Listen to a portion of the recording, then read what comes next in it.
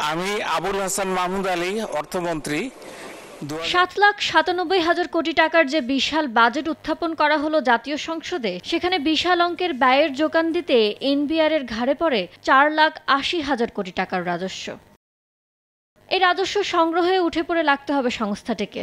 করমুক্ত আয়ের সীমা অপরিবর্তিত রেখে বাড়ানো হয়েছে ব্যক্তি আয়ের করের সীমা। 5,41,000 কোটি টাকা সাধারণ মানুষের ঘাম ছুটিয়ে অবৈধ সম্পদের মালিকদের সুযোগ দিলেন অর্থমন্ত্রী। বাজেট উত্থাপনে জানিয়ে দিলেন, দেশি আইনে যাই থাকুক না কেন, বিনা প্রশ্নে ফ্ল্যাট, অ্যাপার্টমেন্ট ও ভূমিতে 15% কর পরিশোধ করে বিনিয়োগ করতে পারবেন অসৎ পথের উপার্জনকারীরা। অর্থাৎ সৎ ব্যক্তিদের 30% কর দিলেও অসৎ ব্যক্তিরা পার পাবেন এর অর্ধেক দিয়ে। যেটা ঘুষের টাকা যেটা আমরা বলি, সেই টাকাটাতে দিতে হচ্ছে 15%। তা আমি 15% দিয়ে সমস্যাটা কি? আমি 100 টাকা ঘুষ খেলাম, 55 টাকা দিয়ে দিলাম, তাইলে আর লাভ হলো কি আমার? এটা ভাই নিঃসন্দেহে অযৌক্তিক বিষয়।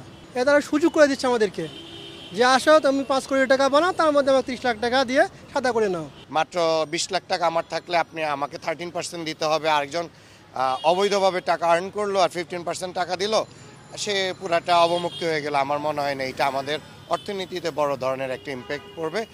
নগদে 500 টাকা বা তার বেশি পেমেন্টে পেতে পারেন ঢাকায় জমিসহ 20 কোটি টাকার পুরস্কার।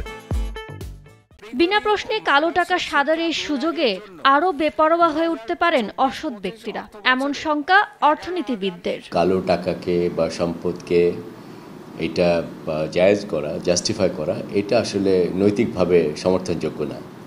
এটা থাকা মানে হচ্ছে যারা আসলে সৎ করদাতা আছেন তারা নিরুৎসাহিত হন। এটা ইনসেন্টিভ স্ট্রাকচারের জন্য ভালো না।